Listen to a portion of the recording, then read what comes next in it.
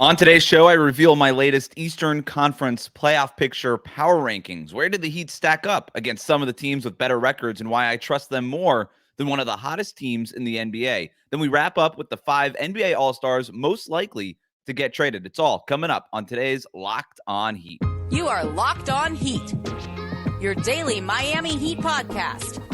Part of the Locked On Podcast Network, your team every day.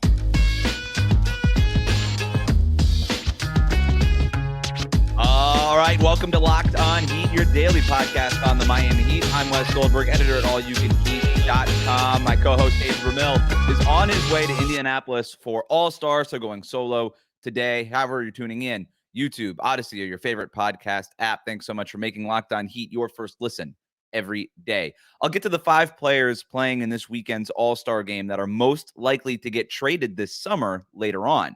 But I want to start with my Eastern Conference playoff picture power rankings. This is my list of teams in order of who just I think is best, not based on record, not based on net rating. These are the teams that I think are the best based on some of those factors and just me watching a bunch of basketball so far this season.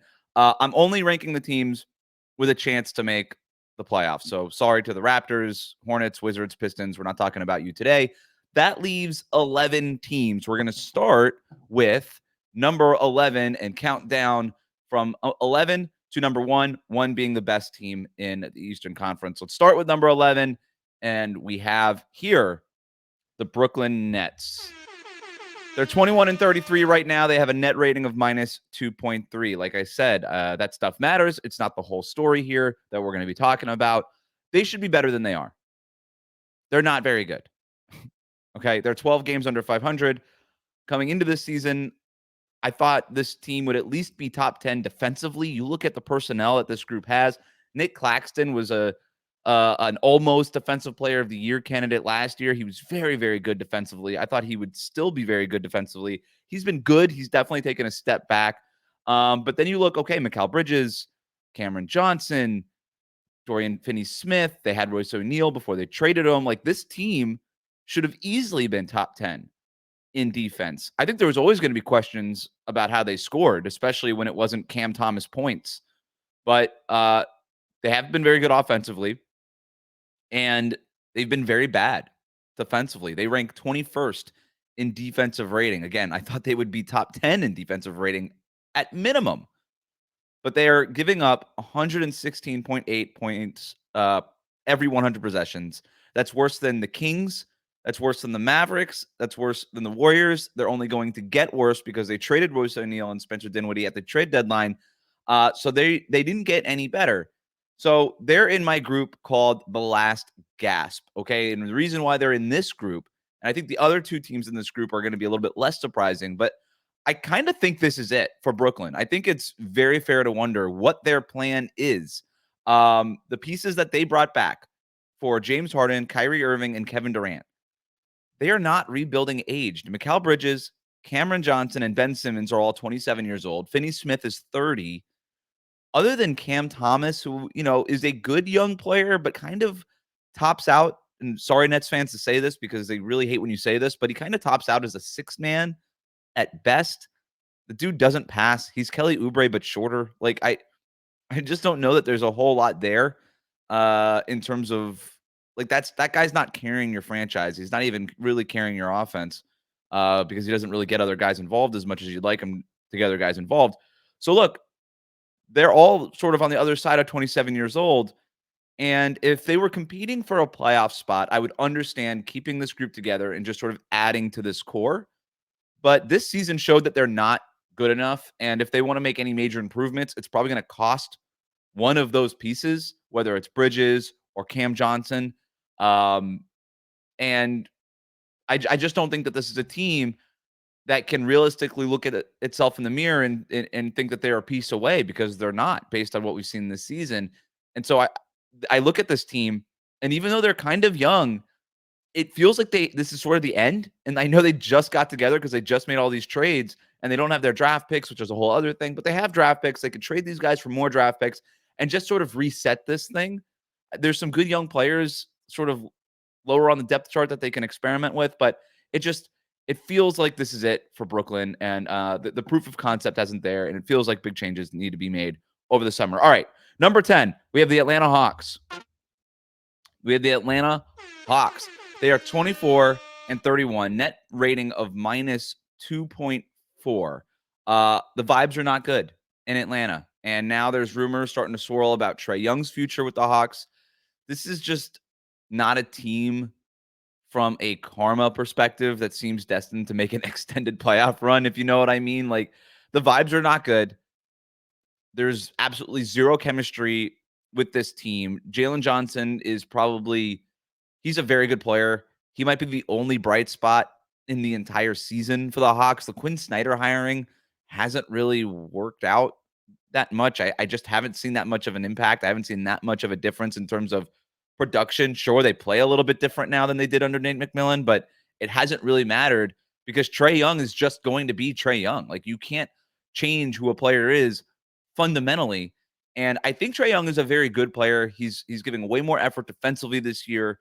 I don't think you could sit here and say he's the worst defender in the NBA anymore, which I think was the case the last 2 years. He's a genius passer, a genius playmaker. If you have him running your offense, chances are you're going to be a top 10 offense. He's that good. But he isn't exactly a winner either. And it feels like he needs to pair himself with somebody who is a winner.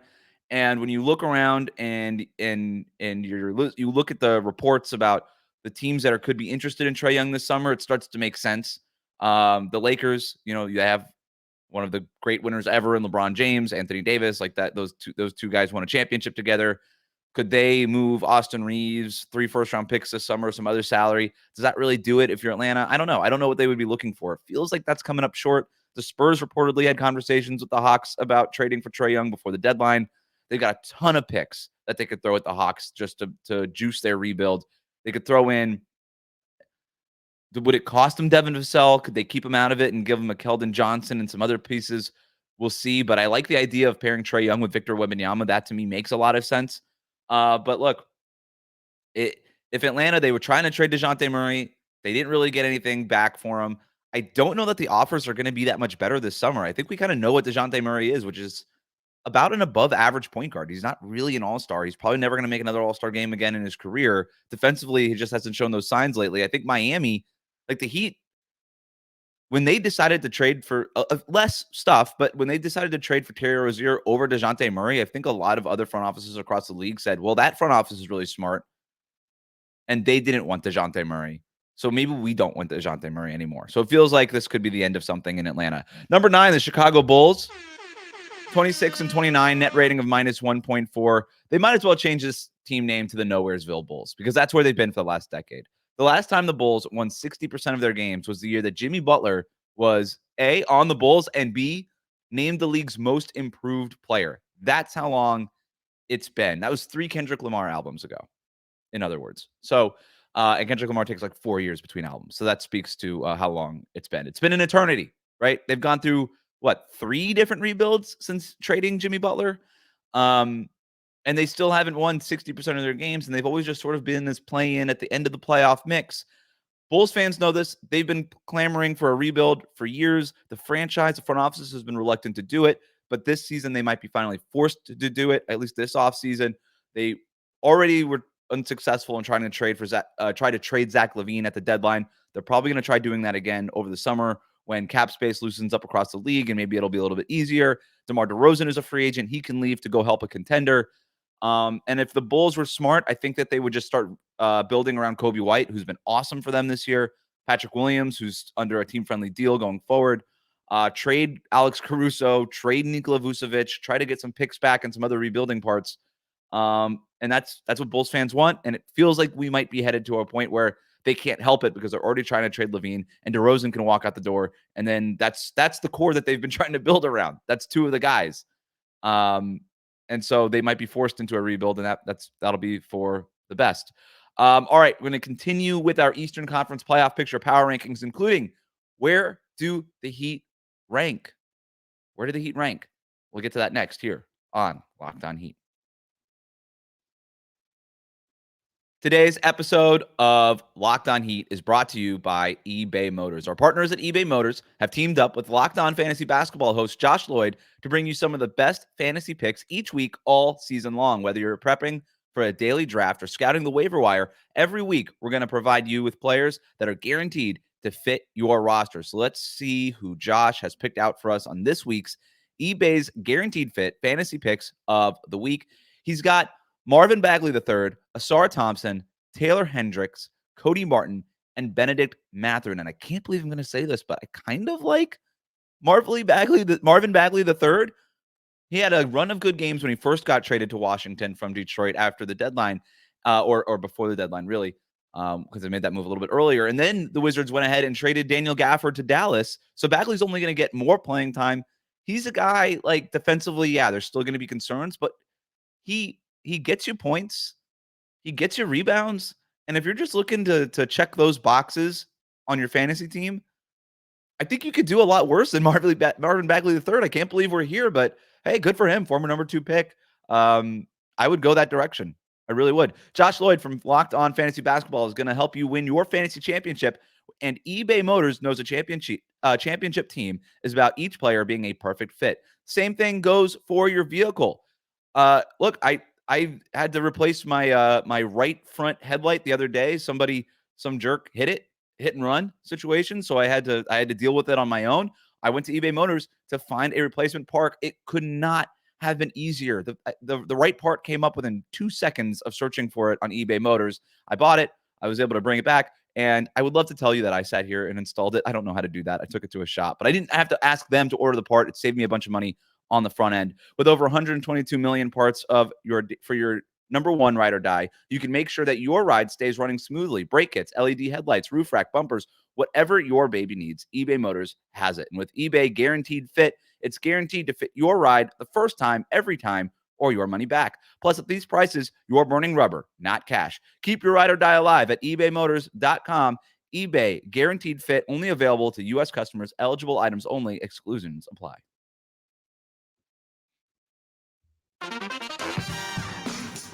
Welcome back to Locked On Heat. Thanks for making Locked On Heat your first listen every day. Make sure you're subscribed on YouTube and on your favorite podcast app. Locked On has launched the first ever national sports 24/7 streaming channel on YouTube. Locked On Sports Today is here for you 24/7, covering the top sports stories of the day with the local experts of Locked On, plus our national shows covering every league. Go to Locked On Sports Today on YouTube and subscribe to the first ever national sports 24/7 streaming channel. Continuing here with our Eastern Conference playoff picture power rankings. Number 8, we got the Orlando Magic. They're 30-25. Net rating is a plus 1.0. They are a flawed team, but one that knows what their strengths are. The Magic's defense is their strength. They are 5th in defensive rating. And when they really get going, this team is scary with its length that they have. Paolo Banchero, Franz Wagner, Wendell Carter Jr., when Jonathan Isaac is healthy and playing, like Jalen Suggs is an absolute menace, like just fiercely fighting over those screens. I love watching him play. They could just put you in the mud for multiple possessions in a row. The problem is that their offense can end up in the mud for multiple possessions in a row too. They're 24th in offensive rating. I don't see how this team is going to score in a playoff setting, but look, Paolo Banchero's game kind of lends itself to the playoffs. Franz Wagner's game, same thing, kind of lends itself to the playoffs. And I don't think expectations are very high. They're just here for the experience. They are in their own bracket, which I've called here for the experience by themselves, because I don't think expectations are very high. But they do need to get to the playoffs. They need to do they should do everything they can to make a playoff run, even though the expectations aren't there. Give Paolo, give Franz a taste of playoff basketball. Okay, get your guys a taste of what playoff basketball is so that they know what they have to work on this summer and how they need to improve going into next season, because I think the team, the front office, they know what they need to get, right? They're going to go out and get a point guard, maybe a Trae Young team there. I don't know if I love that. Scratch that. All right. Orlando, they need some guard play. They need all those things. Front office are probably going to go out this summer and do that. But then Paolo Banchero and Franz Wagner, if they get a taste of playoff basketball, it's only going to help them going into next season. So they're only here for the experience. Next category. Would it be that crazy? One team in this category, too, it's the Indiana Pacers. Record is 31-25. Their net rating is plus 1.3. 3. Here's why I don't think it would be that crazy for the Pacers to make a little bit of a run. I'm not going to sit here and pick them to go to the finals or the Eastern Conference Finals, but I don't think it would be that crazy for them to win a series in the playoffs, even if they sort of back into it as one of the last 2 seeds. Like, they have shown this year, whether it's the run through the in-season tournament, getting all the way to the final there in Vegas. They've got signature wins over the Bucks. They basically have the Bucks number. They're 3-1 against Milwaukee this year. They've beaten the Sixers at full strength. They've beaten the Celtics at full strength this season. Those wins show that they can hang with the best teams in the East, and they're a weird team because they can get hot and go on those runs. They can also go on stretches of losing a bunch of games in a row, and I think it's why their record isn't as good as it could be. Even though it's 31-25, it's a good record. It's right there with Miami's record, but they've lost 3 or more games in a row 3 different times this season. So like they kind of just get in the mud. They kind of just get in their own way, take a step back for a few games in a row, and then they kind of get back on track. But they always play up to their competition when we're talking about going up against the top teams in the Eastern Conference. Halliburton's a gamer. The Pacers have a net rating of plus 3.0 in the games that he's played. He missed some time with a hamstring injury, so that's closer to a net rating of a team like the Milwaukee Bucks, who we'll get to later on. And by the way, they just acquired recently Pascal Siakam, who has championship winning experience. So I can't rank the Pacers any higher than this. But and look, and I think in a 7-game series, like they could get exposed, especially defensively. But I like that team. Halliburton can be, the best or second best player in any series, no matter who they play in the Eastern Conference. And I don't know that I want to go against that team either. Would it be that crazy if they won a first-round series? I don't think so. Next category, we have this. We're going to call this group the Limping Challengers. The Limping Challengers. We got some teams dealing with injuries, and the first one is the New York Knicks. The New York Knicks, below the Miami Heat. Knicks fans are losing their minds right now. Okay, I'll get to that here in a second, but the good things about the Knicks. Few teams were as hot as the Knicks before a couple of injuries threw a rock into the machinery for them recently. They lost 4 straight games going into the All-Star break. They're dealing with injuries to OG Anunoby and Julius Randle. But when this team was healthy and is healthy, they are every bit a contender in the East. I do believe that, okay? Jalen Brunson is worthy of making MVP ballots. He should definitely be on some of them. ESPN's latest straw poll, which I contribute to, somebody voted him number 1. And I wouldn't go that far. I think that's a little too much. It would not surprise me if that was a New York-based media member. I didn't have him on my ballot. I didn't have him on my top 5, but I really considered it. I think Donovan Mitchell was the last guy on there because Cleveland has been that good, and we'll get to them later on, obviously, too. But he's gonna be part of that conversation, and I'm gonna consider him again when I do my ballot next time later in the season. Tom Thibodeau's defense, you know what you're gonna get. They rank 3rd in defensive rating since adding OG Anunoby, and with Anunoby, they have, unlike last year, somebody who can guard Jason Tatum and Jimmy Butler in a playoff series. Between Brunson, Julius Randle, and Bojan Bogdanovic and Alec Burks, they're going to make enough shots in the regular season.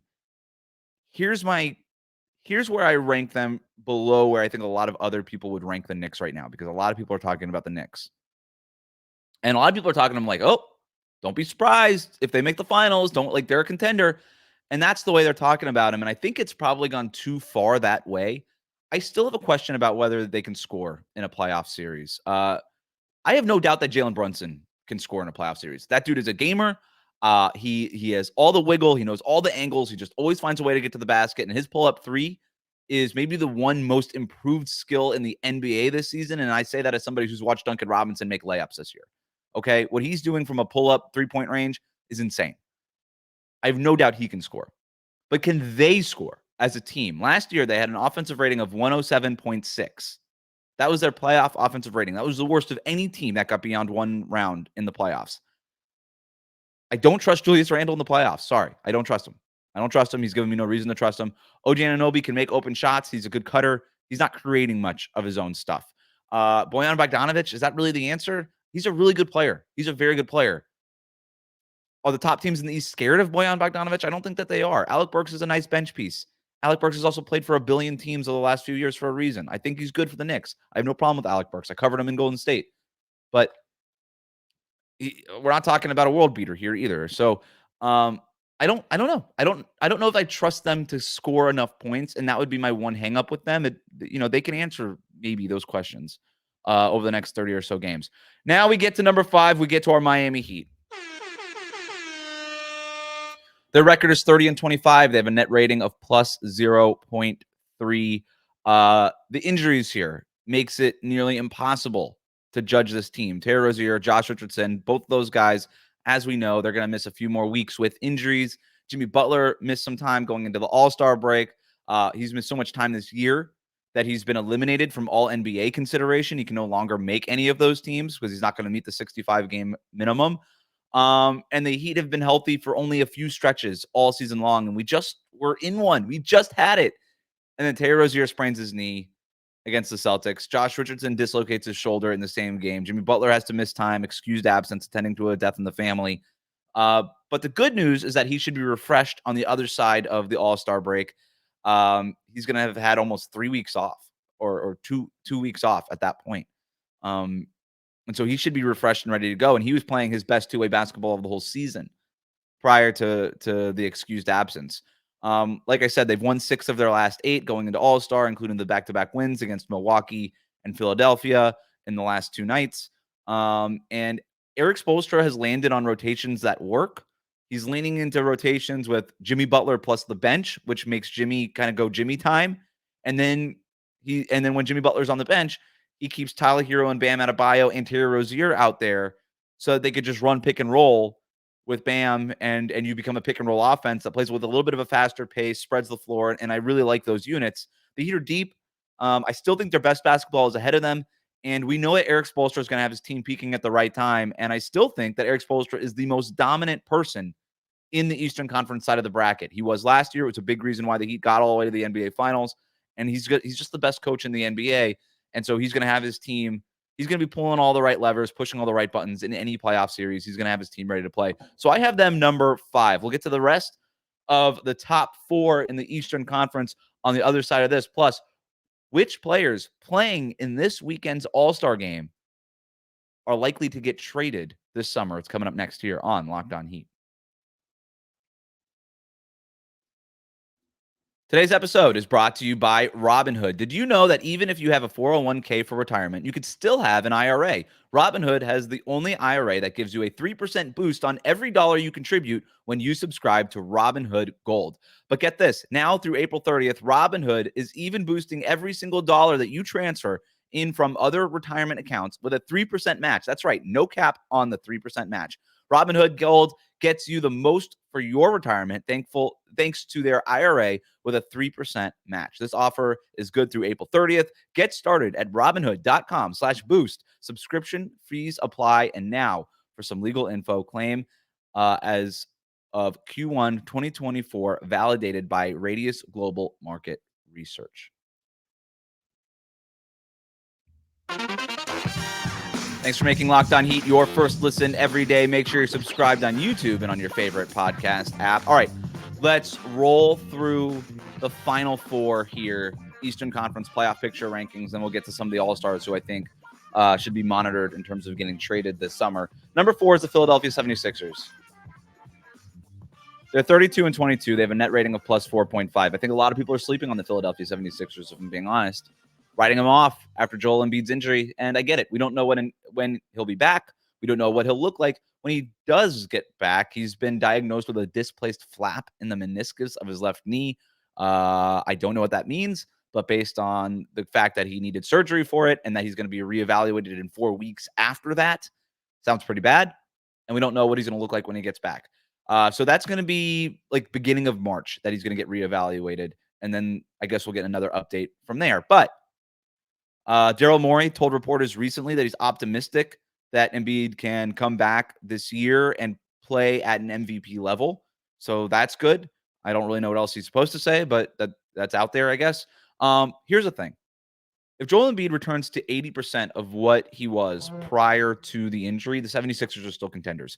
He was that good before getting hurt. He was having maybe the best scoring season ever for any player, any position prior to getting hurt. So if he could be 80% of that, they're still going to be good. He's still going to be 7 feet tall and be able to anchor that defense. Tyrese Maxey seems like a guy who gets buckets in the playoffs. I think trading for Buddy Hield is going to help them. They needed shooting around Joel Embiid and Tyrese Maxey to space the floor, but also as a guy who you could count on to make shots. Embiid's playmaking has taken it up a notch this year, so he's just a guy that can help Embiid rack up some of those assists also. I think Hield's going to play well playing next to Joel Embiid when eventually that happens. So I'm not counting him out. I'm just not doing it. And I think Embiid has, when he's been out there, he's been eliminated from the MVP conversation because of the 65-game minimum. He's not going to make it, but he's been the best player on the court for any team this year when he's been out there. So I can't write him off. Number 3, we're going to move on to our next category. We're calling these the card-carrying contenders. These are guys who are just bona fide contenders, have no doubt about them, and I think people are going to be surprised by this, but I got the Cleveland Cavaliers at number 3. They're 36-17. They have a net rating of plus 5.8. They've won 18 of their last 20 games. They are the hottest team in the NBA. And even though they might be flying under the radar, I'm telling you that talent should be getting way more attention. Donovan Mitchell, first and foremost, is playing at an MVP caliber level. I mentioned that I voted on the ESPN MVP straw poll. Donovan Mitchell was on my ballot. He's been that good. His numbers are just a hair short of Shai Gilgeous-Alexander, who I put number 2. I put Jokic number 1, Giannis number 3. I might have put Mitchell 4 and Kawhi 5. I might be flipping them. Kawhi might have been 4 and Donovan Mitchell might have been 5, but still. He's playing at an MVP caliber level. Jarrett Allen is becoming a fulcrum of their offense. He's anchoring the league's top-ranked defense since January 1st. That's how good they've been. And they were winning a lot of those games without Evan Mobley and Darius Garland. Both of those guys are back. I love what JB Bickerstaff is doing. He's keeping the Donovan Mitchell-Jarrett Allen pairing together. He's staggering those two together against the minutes of Evan Mobley and Darius Garland, so he keeps Mobley and Garland together. So you're not losing that lineup that was working so well when Mobley and Garland were out. They actually get to play long stretches of the game together. So they're keeping that and then building on top of it with Mobley and Garland, who are awesome players. I don't know, other than the Celtics, there's no team in the East that could put this much proven all-star caliber talent on the court. Like, just on paper, past the Celtics, they have the best starting 5 in the NBA, in the Eastern Conference, on paper. And that's all we have right now with the Cavaliers. I don't think they're being taken seriously, though. We're talking about them as, hey, hot team, like what's going on here? They're not being taken seriously as contenders because of, A, last season's playoff flame out to the Knicks. That was a bad look by the Cavs. They totally wilted, Jarrett Allen included. They all wilted. Donovan Mitchell hasn't had a great playoff series for like 3 years now. So I get it. If you're going to hold that against them, I understand. I think that's the big reason why they're not being taken seriously. They're not being taken seriously as contenders. It's also the post-LeBron Cavs. They haven't really done much when they haven't had LeBron James. But they have the profile of a serious contender. And at some point, that profile speaks volumes, and I'm noticing it. I've watched a lot of Cavaliers games recently because I wrote a piece about them recently for Real GM. I'm taking them seriously. I just am. I have them at number 3. Number 2 is the Milwaukee Bucks. It's simple here. They're 35-20, net rating of plus 3.2. Just swapped out Adrian Griffin, hired Doc Rivers. It comes down to this. Giannis and Damian Lillard. I know the chemistry is not there where it should be at this stage. I know it's been just a really raggedy season for them. They've gone through the coaching change, but I still believe in them. I still believe in that 2-man game of Giannis and Dame. I still think if that game is close and they're in crunch time, I don't know that there's a better 2-man game in the Eastern Conference than Giannis and Dame. I don't know that there's one. I don't know that anybody in the East even has an answer for it. Boston would be probably the closest thing because they can kind of flatten it out with their length and switch on defense. But even then, it's Giannis, man. And I had him number 3 in my MVP straw poll for a reason. He's been that good. Defensively, he's back to being dominant lately. I watched him go. It wasn't a great look for him against Miami the other night, but that was on the second night of back-to-back. He played the Denver Nuggets on that first night of that set, and he's done as good a job on Nikola Jokic as I've seen anybody do over the last 3 years, and he's done that twice in the last month.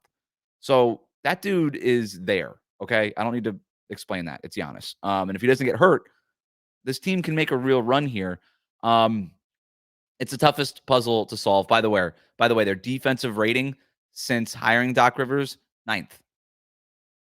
So they haven't gotten the wins yet, but the process has been good. Number 1 is the Boston Celtics.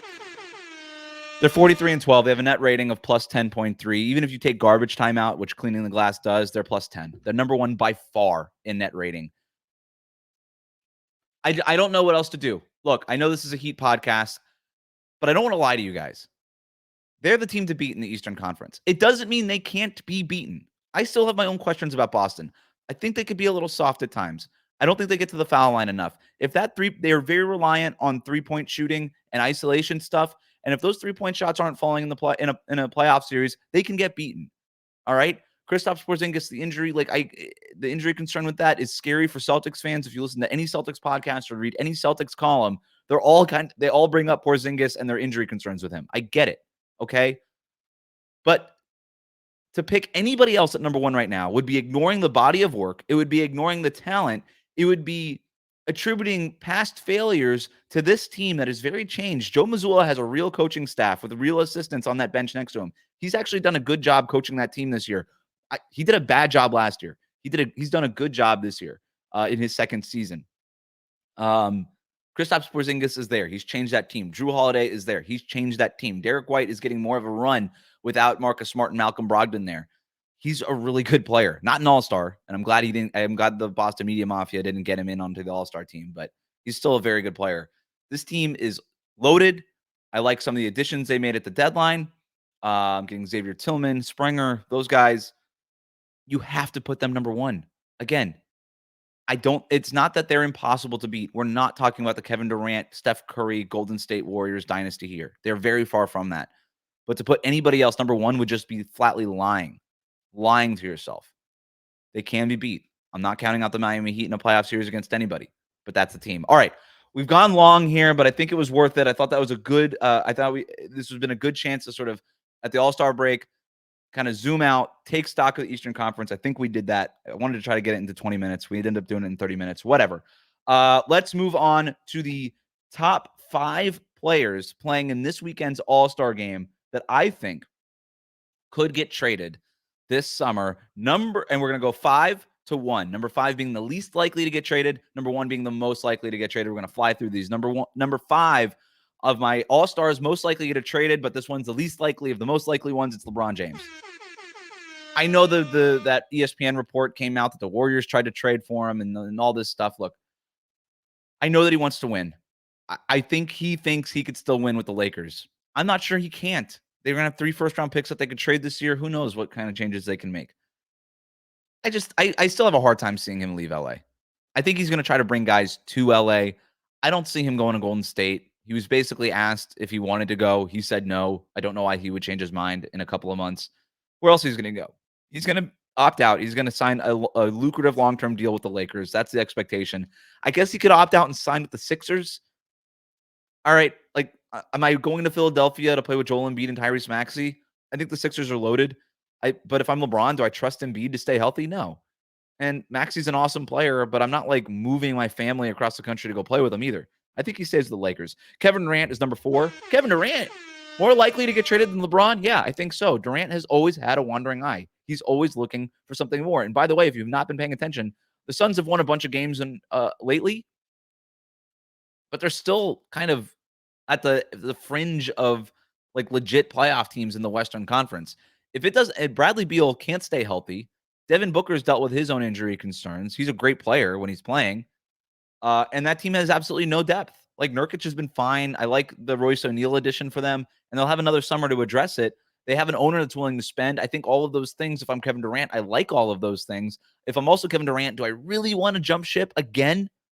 But also, I've been doing that my entire career, and people still love me. So what's the difference? I don't know. If this team flames out and doesn't win a playoff series, would anybody be surprised if Kevin Durant started looking around? I wouldn't. Number 3 is Karl-Anthony Towns. We've covered this topic before. We'll cover it again here. The Timberwolves are awesome. They have one of the best 3 records in the Western Conference. We'll see what happens in the playoffs. If it's an early flame out and ownership doesn't feel like paying what is going to be an extremely expensive team, then the guy that makes sense to trade is Karl-Anthony Towns. They're not trading Anthony Edwards. He's the face of the franchise. You're not moving him, period, end of story. Rudy Gobert, you could move him, but he's probably going to win Defensive Player of the Year this year. He's got a good partnership with Ant. He's anchoring your defense, and I don't know what you're going to get back from him for him in a deal. You're not getting back what you sent out for him, that's for sure. And his contract's not that bad. He's a free agent in a couple of years. If you really wanted to move off of him and rebuild around Anthony Edwards, you could do it then. If you were going to save money, Karl-Anthony Towns is about to have a contract extension kick in that's going to pay him $13 million more next year and upwards of $61 million by the end of it. If you're looking to save money, that's the place to do it. If they trade Cat, I think the Heat have to make a phone call. He is a prototypical, exactly what you're looking for next to Bam. Could stretch the floor as a legit good three-point shooter, not just a good three-point shooter for a big man. One of the better three-point shooters in the NBA at any position. Rebounds, can take some of the scoring load off of Bam and off of Jimmy Butler. Just makes a lot of sense. Number 2 is Trae Young. We already talked about it. And number 1 is Donovan Mitchell. Covered this topic a lot. I think the Cavs are legit title contenders. With that comes certain expectations. If the Cavs flame out the way they did in the playoffs last year, and everybody across the NBA already thinks that there's no way he's re-signing with Cleveland after next season. So he's probably going to be a free agent after next season. If you're Cleveland, do you just say, look, thanks for the time. You've already made it clear that you're not going to re-sign with us, or at the very least, you're not going to commit to us long-term. You're not going to sign an extension. If he doesn't do it, they almost have to look to trade him. It would be almost irresponsible not to. I think there's some value in saying, you know what, screw it. Let's just ride it out one more year. This team's really good. We believe in it. Maybe we can win a championship next year. And then he walks Kawhi Leonard style. Sure, you could definitely roll the dice. And I think there's some validity to that. I think there's definitely a merit into doing that. We just don't see that very often, especially with young stars on young teams that can still get better. So I think Donovan Mitchell can get traded. Does he have an eye for New York? Do the Knicks want to trade for him and pair him with Jalen Brunson? I don't know. We covered the Nets earlier. I don't know that he's the piece that puts the Nets over the top. And if you have to you're going to have to part with Mikal Bridges or Cam Johnson or a bunch of these other guys anyway. I don't think that team's that good just because they add Donovan Mitchell and lose some pieces. So I don't think Brooklyn's a real place for Donovan Mitchell to go to either. I don't think he's signing an extension in Brooklyn. Maybe the Knicks, but again, I don't know. Like, they've got Jalen Brunson. He's the face of the franchise. You're going to bring another guard in to take the touches away from him? No. I think you need other stuff with him. More of a scoring wing, guys like that, big people. Donovan Mitchell doesn't necessarily fit them. The Lakers, they have 3 first-round picks. Am I really getting up for Austin Reeves if I'm Cleveland? I think the Heat could be in the running for Donovan Mitchell this summer.